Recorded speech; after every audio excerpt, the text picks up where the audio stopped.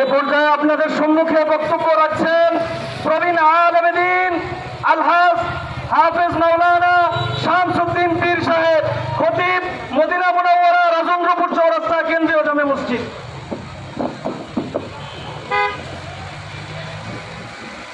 رحمته ونصلي على رسوله الكريم أما بعد أعوذ بالله من الشيطان الرجيم بسم الله الرحمن الرحيم وإنك لعلى خلق عظيم সম্মানিত তৌহিদি জনতা, আমি রাজেন্দ্রপুর চৌরাস্তার সমস্ত ওলামায়ে কেরাম এবং সমস্ত মুসলমান ভাইরা এবং যুবকদের উদ্দেশ্য করে বলছি, আমরা বহু আলোচনা এখানে শুনছি ওলামায়ে কেরামের মুখ থেকে।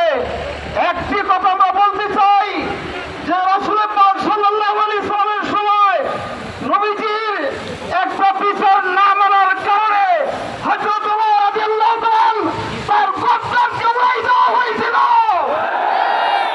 আমি এই কথা জানতে বলতে চাই, ওই রামগিরির যতক্ষণ পর্যন্ত তার কল্যাণে হতে উড়াই না দেওয়া হবে, ততক্ষণ পর্যন্ত বাংলার মুসলমান সেই ভারতের কাঁটাতার আমরা লং মার্চ করে আমরা সেই বোম্বাই যাইতে রাজি আছি।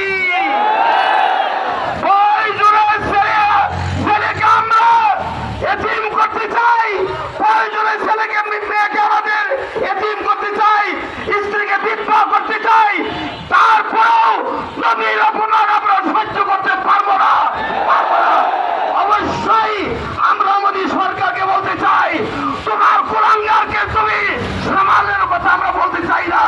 আমরা বলতে চাই সারা বিশ্বের মানুষ দেখুন, ওই রাম মোদীকে ফাঁসির কাছে চড়ে আমাদেরকে কলিজা ঠান্ডা করার জন্য আহ্বান করছি।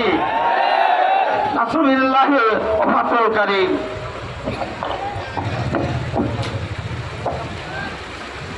সম্মানিত তাওহীদি জনতা, এই পর্যায়ে আমাদের সামনে সংক্ষিপ্তভাবে বক্তব্য রাখবেন মুফতি মাসুম বিল্লাহ সাহেব নামাজ বরকাতুহুম।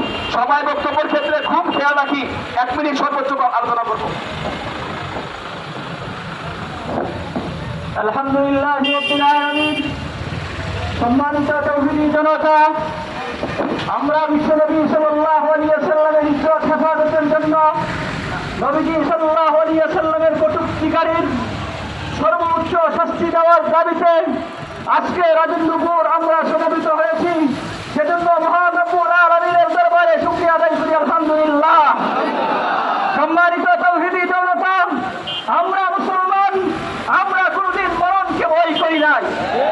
রাসূলুল্লাহ সাল্লাল্লাহু আলাইহি ওয়াসাল্লামের সাহাবী খুবাইব রাদিয়াল্লাহু তাআলা আনহুকে যখন শুনিতে চলে, খুবাইবকে বলেছিল, খুবাইব বেঈমান বলেছিল, খুবাইব তোমাকে মুক্তি দেওয়া হবে যদি মুহাম্মদ রাসূল সাল্লাল্লাহু আলাইহি ওয়াসাল্লামকে একটি গালি দাও। খুবাইব বলেছিল, লাস্তু বালিহিনা উক্তালু মুসলিমান, আমি পরোয়া করি না, মরণকে আমি পরোয়া করি না, কেন আমি মুসলমান হয়ে মারা যাচ্ছি। অতএব আমাদের কোনো পরোয়া নেই, আমরা মরে যাব। আমরা তীর দ্বারাতে কুচাইয়া মারব না কেন, বর্ষা দ্বারাতে আঘাত করে মারব না কেন, বুলেট দ্বারাতে আমাদের বুকগুলো চালচা করে যাচ্ছে কেন, এতে আমাদের কোনো পরোয়া নেই। আমরা আল্লাহর জমিনে, আল্লাহর জমিনে, আল্লাহর হুকুম, আল্লাহর জমিনে